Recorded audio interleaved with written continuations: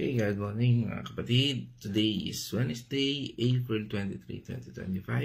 Muli sa ating daily devotion sa ating God's Morning. Tayo po itadako sa 1 John 5:14.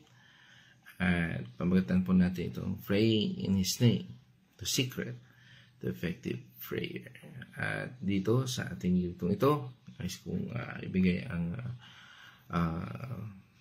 oras na ito sa ating pagbabasa at panalangin sa ating partner.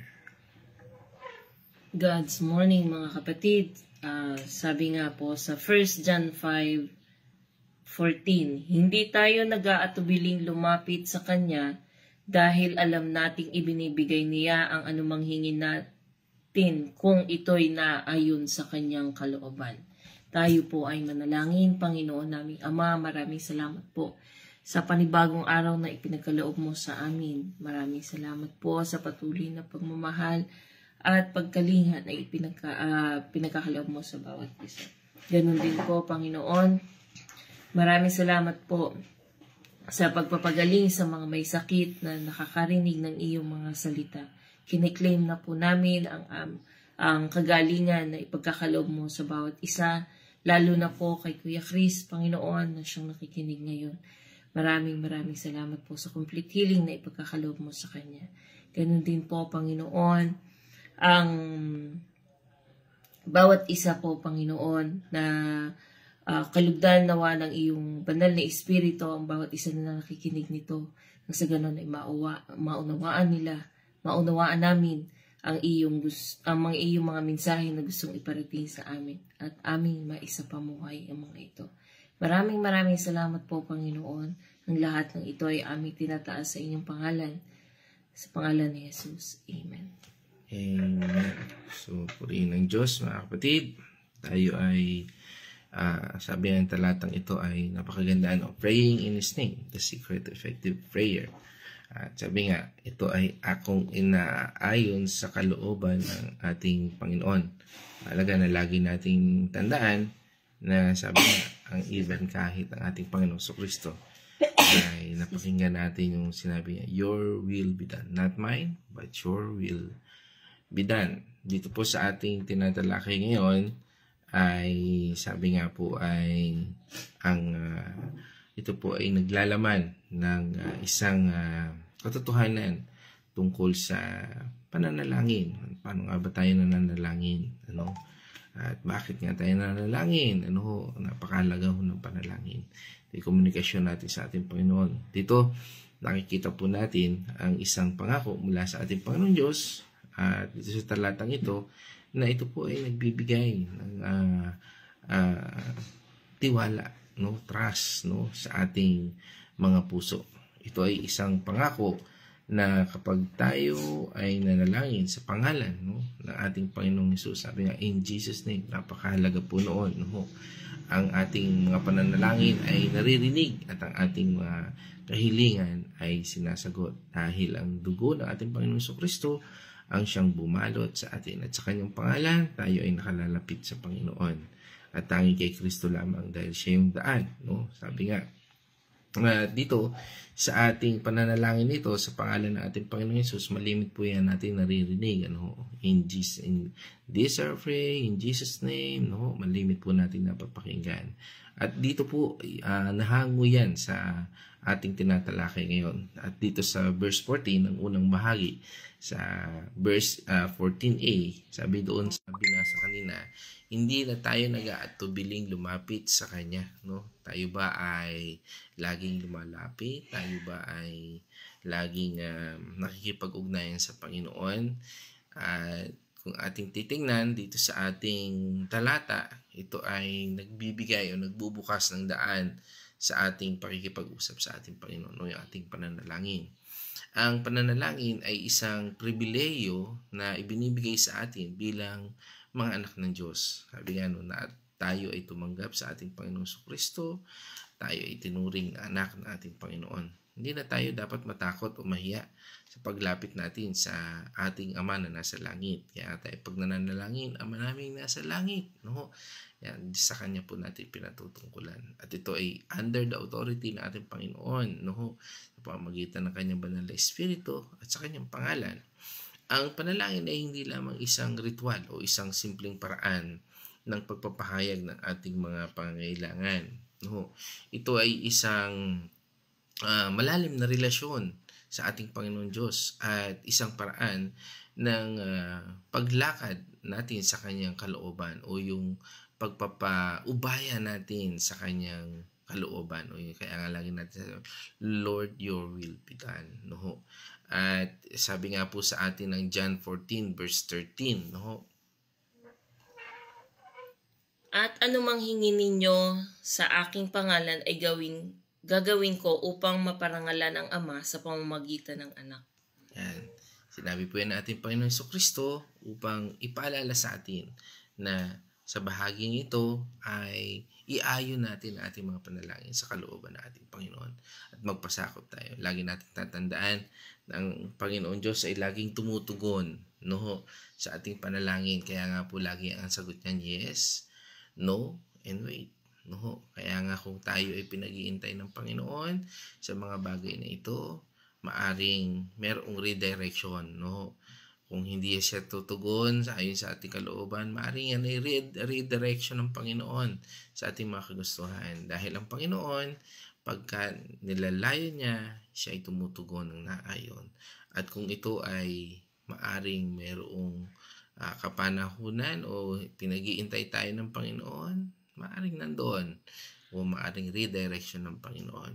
Tandaan natin, pag yan ay hindi natin napapakinggan, hindi natin nakikita yung ating mga panalangin, ibig sabihin may redirection ng Lord. Meron siya itinuturo, meron siya kinakailangan natin baguhin, meron tayong kinakailangan i-realize, meron tayong kinakailangan alisin sa ating buhay. Ang pangako ng ating Panginoon Diyos, no, na sinasabi nga doon sa ating tinatalakay ngayon, doon sa sumunod na talata doon, no, ang kasunod po nung ating unang binasa, sabi niya doon, dahil alam nating ibibigay niya ang anumang hingin natin. Ano, ito po ay isang pangako ng Panginoon Diyos at hindi basta pangako. Ito ay isang matibay na kasunduan sa covenant. Hindi lang ho basta pangako na katulad ng ating mga nabibitawan na salita sa ating kapwa na hindi naman natutupad, hindi naman nasusunod. Ano ho? Hindi ho ganun ang Diyos. Ang Diyos po ay patuloy siyang tumutupad sa kanyang pangako. Kaya nga ang Panginoon Diyos sa ating buhay, sabi nga ay lagi nating asahan dahil siya ay makatwiran. Sabi nga, huwag tayong manahan sa ating kapwa, dahil ang kapwa natin, yan po ay subject to fail. Ang tao ay subject to fail. Kasi nga, dahil sa ang tao ay madalas nakakapagbitaw ng salita, pangako, huwag natin asahan yon. Asahan po natin yung sinasabi ng Panginoon Diyos. Dahil ang ating Panginoon Diyos, pag siya ay nangako, sa Kanya ay tinutupad po niya ito. Kapag tayo ay nananalangin, sa pangalan ng ating Panginoong Hesus, alam natin na ating mga panalangin ay naririnig at binibigyan ng pansin ng ating Panginoon Diyos. Sabi nga, hindi ibig sabihin na lahat ng ating mga kailangan ay sasagutin kaagad o parang ating aasahan agad. Ano ho? Ngunit alam natin na ang Diyos ay kumikilos o tumutugon sa atin para sa ating kabubuti. Lagi po nating tatandaan pagka ang sagot niya ay no, sabi nga ay maaring may kapahamakan sa yugtong yan. Kaya wag nating pilitin. At sabi nga sa atin ng 1 John 3 verse 22. 1 John 3 verse 22. Tinatanggap natin ang anumang ating hilingin sa Kanya dahil sinusunod natin ang Kanyang mga utos at ginagawa ang nakakalugod sa Kanya. Amen. Kaya mahalaga na tayo ay inaalam natin yung will ng Lord. Kaya nga kung ano yung available, yan yung will ng Lord na ginagawa sa atin.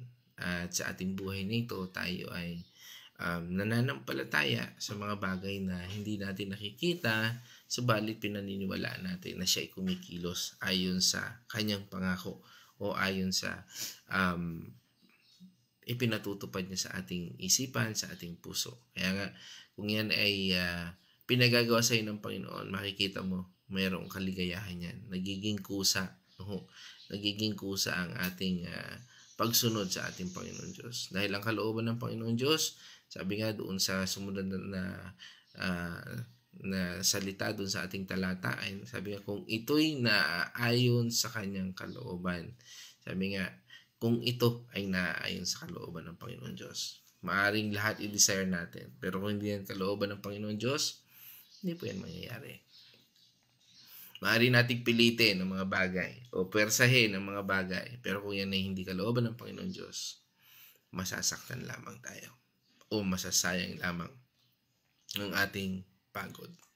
Ang pangunahing dahilan kung bakit hindi na lahat ng panalangin ay agad na sinasagot ng ating Panginoon Diyos, dahil hindi lahat ng ating mga kahilingan ay naaayon sa kalooban ng ating Panginoon Diyos. Ang Diyos ay nagmamahal sa atin ng higit pa sa kung ano ang ibibigay ng ating mga puso. Alam ng ating Panginoon Diyos kung ano ang pinakamabuti para sa atin at ang kanyang kalooban ay palaging para sa ating ikabubuti. Lagi nating tandaan yan na anumang bagay ay lagi yan sa ating ikabubuti. Kahit na kumisan parang hirap na tayo sa ating sitwasyon. Pero alam natin, lagi nating tatandaan ng Diyos, mas nalalaman niya ang ikabubuti natin. Sabi nga sa atin sa Philippians 4 verse 7, At ang kapayapaan ng Diyos na hindi kayang maunawaan ng tao ang siyang mag-iingat sa inyong puso at pag-iisip dahil sa inyong pakikipag-isa kay Kristo Jesus. Amen. Yan ang kapayapaan ang lagi nating tingnan. Meron ba tayong peace of mind? Kapag nasa atin yan, iniingatan niya ng Panginoon Diyos. At doon, yun ang direction ng Panginoon. Doon siya kumikilos sa atin. Na kahit na magulo ang sitwasyon, pero kung meron kang kapayapaan sa iyong puso, ay makikita natin na tayo ay pinakikilos ng Panginoon. At siya ang kikilos at gagawa sa ating buhay. Ang kapangyarihan ng pangalan ng ating Panginoong Hesus, ay may, sabi nga ay, ito ang nakapangyayari sa lahat ng ating dinidesire. At ito ang bahagi na makita natin at pagpapasakop natin na magkaroon tayo ng tunay na pagsamba sa ating Panginoon Diyos, na nagkakaroon tayo ng joy, ng pasasalamat sa Panginoon at pagpapakumbaba. Ang pangalan ng ating Panginoong Hesus ay, sabi nga, ay makapangyarihan. Ito ay isang pangalan na nagbubukas ng langit, nagpapagaling, nagpapalaya, at nagbibigay ng kapatawaran. Sa pamamagitan ng kanyang pangalan, tayo ay may access sa kapangyarihan ng ating Panginoon Diyos. Yung yugto doon ni Apostol Pedro doon sa Acts 3 verse 6. Sige, tungayan po natin yun. Ngunit sinabi ni Pedro, wala akong pilak o ginto, ngunit may iba akong ibibigay sa iyo. Sa pangalan ni Hesukristo, taga Nazaret, tumayo ka at lumakad. Amen. Nakita po natin in the name of Jesus Christ in Nazareth, tumayo ka. Sabi niya doon sa lumpo na nandoon sa synagogue, nandoon sa panambahan. Sabi nga, silver and gold I have none, but in the name of Jesus Christ of Nazareth, sabi nga, tumayo ka. At nangyari ang kamanghamangang kapangyarihan ng Diyos sa buhay. Tandaan po natin, tayo ay maaaring gamitin ng Panginoon Diyos at maaaring ikaw o ko ang gamitin ng Panginoon Diyos. Subalit ito ay sa kapangyarihan lamang ng Diyos at sa kanyang kapurihan. Kaya mga kapatid, dito ako magtatapos at sa ating pagtatapos na ito, tandaan po natin na patuloy po tayong manalangin. Ang panalangin ay isang pribileyo na ibinigay sa atin ng Panginoon Diyos. Huwag po natin katakutan, huwag po natin katamaran. Ang pananalangin sa pangalan ng ating Panginoong Hesus ay susi ng epektibong pananalangin. Kaya nga po tayo nakakapag-minister sa iba. No? It's a privilege. No? Huwag po natin gawing scapegoat o alibay ang mga sitwasyon natin sa ating buhay upang hindi tayo makalapit sa Panginoon. Tandaan natin, sa bawat pagdalo natin sa Bible study, pag-participate natin, pagdalo natin sa mga gawain sa church, pagiging aktibo natin sa ating mga gawain doon o sa ating trabaho, sa ating pamilya, lahat po yan ay privilege para may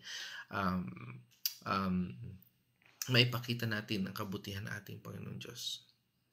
At ang pananalangin ito ay nagbibigay sa atin ng tiwala at assurance na naririnig tayo ng ating Panginoon Diyos. Tayo ay dapat manalangin na may pananampalataya at pagtitiwala na ang Diyos ay tumutugon na ayon para sa ating ikabubuti. Mga kapatid, sa panghuling ito, nais kong bigyan ng ilang application ang ating talatang ito. Una, suriin ang inyong mga panalangin, ang ating bawat panalangin. Suriin natin, no?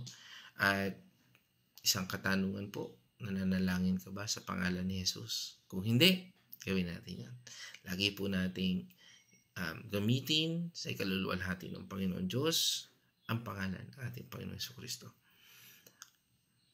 Isa pang katanungan, hangan ba ang kalooban ng Diyos sa bawat panalangin mo? No? Lagi po nating tingnan na ang bagay na yan. At sa huli, magtiwala tayo sa Panginoon Diyos. Manalangin tayo ng may pananampalataya at asahan ang kanyang mga sagot sa kanyang sariling panahon, in His time. Mga kapatid, purihin ating Panginoon Diyos at sa ating pagtatapos na ito, nais kong hinga ng huling pahayag ang ating partner. Ngayon. God's morning mga kapatid. Sabi nga po na ang lahat po ng ating panalangin ay gamitin natin ang pangalan ng ating Panginoong Hesus. Sapagkat hindi po tayo papakinggan ng Diyos kung wala ang pangalan ng Panginoong Hesus. Sapagkat siya po ang mediator natin. Siya po ang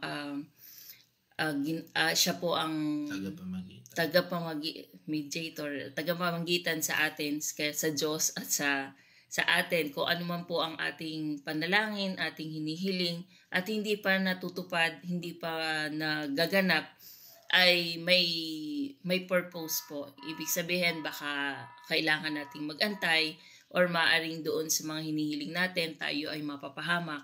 Pagkatiwala po natin lahat, ang ating mga panalangin sa ating Panginoong Hesus. At ang Diyos po ang tutugon noon. At doon po sa mga tao na inilalagay sa atin ng ating Panginoon na nawawala o umaalis sa atin, ang Panginoon po ang ibig sabihin, may purpose po ang Panginoon na kailangan nating sundin. Kailangan nating sundin at sapagkat iyon ang makakabuti sa atin. Maaring ikasama natin kung patuloy na ang mga taong yon ay nasa atin. At saka yun mga taong pinagkatiwala sa atin ng Panginoon, kung wala na sa atin, hindi na natin nasasakupan, maaring may tinuturo din sa Kanya ang Panginoon. So basta sa lahat po ng ating panalangin, ang Panginoon po lagi ang Panginoong Hesus, pangalan lagi ng Panginoong Hesus ang ating banggitin sapagkat yun ang kinalulugdan ng ating Diyos, ang ating Panginoong Hesus. So, yun lamang po. Maraming salamat po. Kulit nito. Okay. Amen. So, nais ko na may acknowledge sa ating mga partner online. No? Sabi dito, yan. Ang kaunahan nga talaga si Kuya Chris. No? Kuya Chris, morning. Ng Bulacan, pagaling. Kuya Chris. At sinundan dito ni Ate Cindy Mercado yan sa Pampanga. Good morning. At si Pastora Fe, kasama rin natin mula dito sa San Pablos. Good morning. Yan. Si Kuya George Pios sa Bacolod. At ang aking cousin, si Ate Lilibet Chua. Miss ko na ang iyong mga fellowship natin yan sa Cotabato. Kailan kaya ulit? Yan. Okay, God's morning. Yan, kay Kuya Chris. Yan. Alay mo, no? Yan, God's morning. Yan, kasama rin natin si Ate Marta. Yan, salamat po sa pagbati, Ate Marta. Yan sa Bulaking Chao. God's morning po. Yan. Pagbati ni Kuya Chris kay Ian, kay Mark Anthony Benaluz, no? Kay Julius, kay Kuya Louie, yan, yan. Kay Ate Kakay, kay Ate Joy,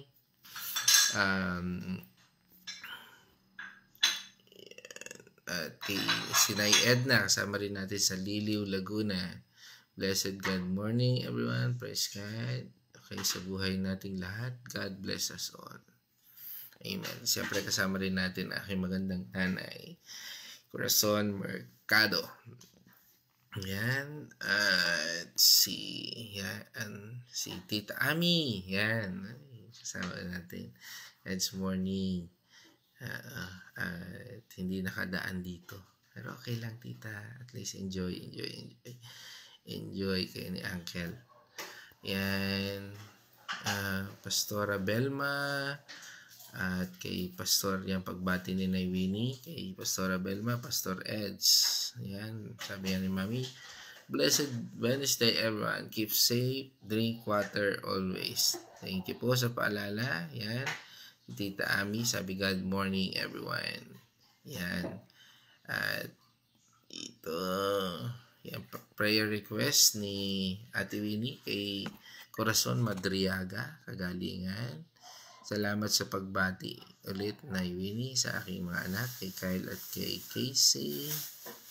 Yan. Okay, to God be the glory po, Nay Winnie.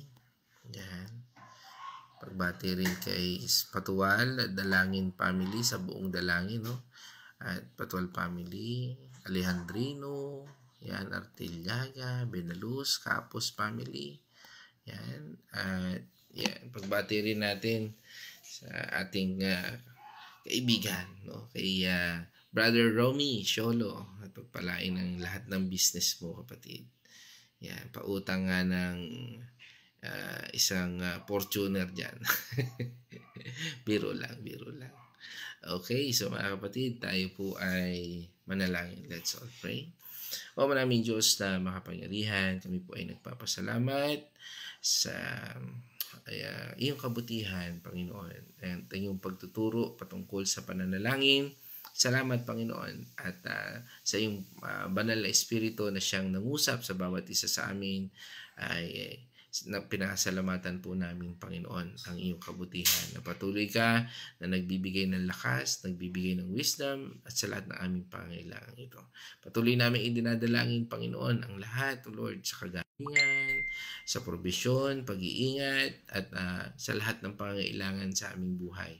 Patuloy namin idinadalangin ang patuloy mong probisyon, Panginoon, at patuloy na pagpapabait sa lahat ng aming